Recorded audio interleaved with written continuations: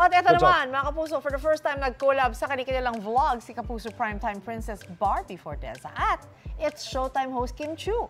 Isa sa mga napag-usapan nila, willing ba silang magsama sa isang project? Pwede. Kung mabibigyan tayo ng chance or kung mabibigyan ako ng chance na maka-work ka. Naiisip ko pwede natin gawin since marami tayong energy. Gusto ko yung like gumawa tayo ng nakakatawang pelikula.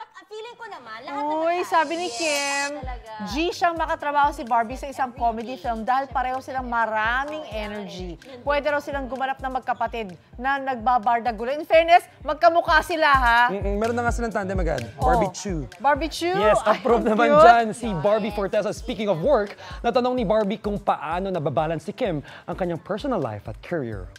Paano nga ba? Time management. Paano? Time management talaga.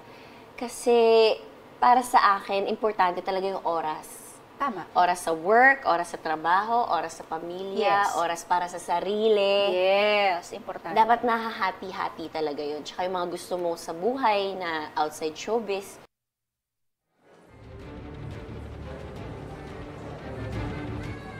Mga Kapuso, para una ka sa mga balita, mag-subscribe sa GMA Integrated News sa YouTube. Sa mga Kapuso abroad, subaybayan niyo po kami sa GMA Pinoy TV at sa www.gmanews.tv.